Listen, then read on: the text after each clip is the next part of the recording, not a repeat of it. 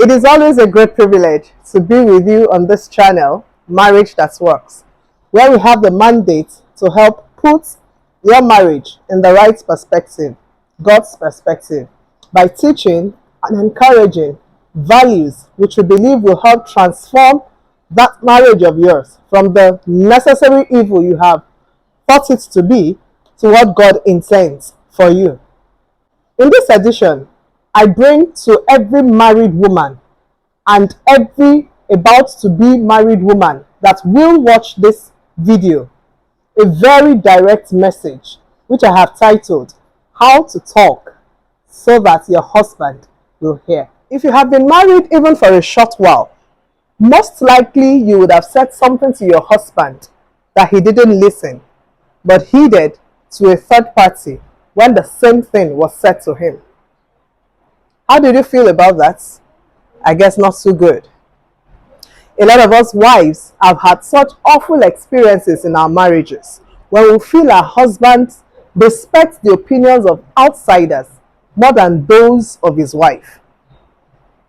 If you feel like your husband doesn't listen to you, all you need do is learn how to talk so that he will hear. One of the commonest causes, if not the first on the list, of breakdowns in marriages is poor or ineffective communication.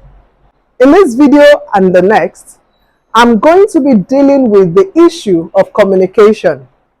The difference, however, is that I am not going to start defining what communication is and what it is not, or the elements and channels of communication, or any of those things you have at one time or another heard at different communication classes. Many times we go through those teachings, yet we still do not get to enjoy good or effective communication with our spouses. Please don't get me wrong. I have not said that those lectures are not good.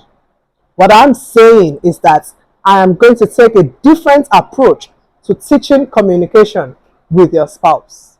Listening problems in marriages mostly result from some commonly identified factors, such as 1. Delivery method, that is the way and manner with which the sender passes across the message. 2. Unwillingness on the part of the receiver to listen. And 3. A combination of both factors. In this episode, I will be showing you the faults in your delivery method, the reasons why your husband has not been listening to you, and what corrections you need to make so that he can start hearing and or listening to you. I want to show you how to talk in a way that he will hear you, because how you talk is just as important as what you say. So I'll be showing you what you need to change in the way you talk to your husband so that he can begin to listen to you, and then you can begin to have more productive conversations with your husband. Please note that all through this video, I will be using the words hear and listen interchangeably. One of the very reasons your husband does not listen or even hear you when you talk to him is the hurt and the disrespect he feels in the way and manner you talk to him, and your use of harsh, negative, spiteful, cruel, or unkind phrases in your statements. Your husband will not be interested in hearing what you have to say. If you have a history of saying things that are cruel, condescending, intimidating, dismissive, or scornful of his thoughts, beliefs, and feelings. Also, if your conversations frequently result into heated confrontations, he definitely will not want to listen to you. So you must begin to learn to be respectful, avoiding hurtful words while speaking with your husband. A second factor, which is very similar to the first, that contributes to your husband's unwillingness to listen to you, is you shouting at him or using the same harsh tone with which you talk to your son to address him, or nagging him about a thing, or even wanting to change him. Raising your voice while talking to your husband will make him not hear you, because when you do, you remind him of those days he was a little boy and his mother used to shout at him. You act like his mother, and he sure hates to be married to his mom. Every right-thinking man values the opinions of his wife and wants to listen to her. But when the wife talks carelessly or shouts at him, he will never listen. That's what I have discovered in both my own marriage and those of others around me. Many of those fasting and praying you do, claiming that your husband is stubborn and needs to change because he doesn't listen to you, are mere wasting of your time and energy. You are the one who needs to change and start talking to the man with much softer tone. If you really want your husband to start listening to you, then statements like, you should have, or you shouldn't have done that. Why are you behaving like this? Don't you know you are supposed to do so, so and so? I've always told you, but you wouldn't listen.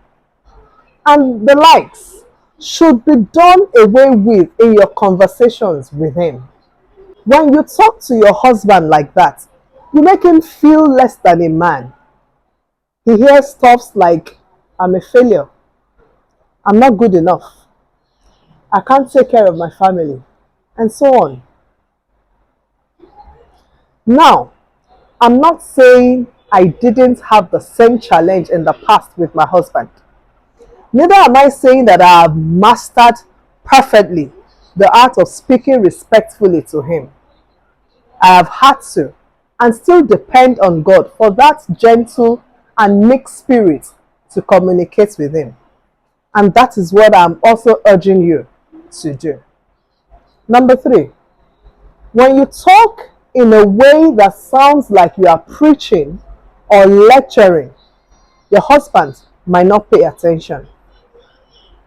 Assuming the role of a professor or a lawyer in your marriage will not make him listen to you. It will instead cause animosity, most likely. Instead of preaching to your husband and pointing out to him all his wrongs, try to express your worries without insisting that you are right. Never assume that you already have all the information or that your viewpoints are the only ones that matter.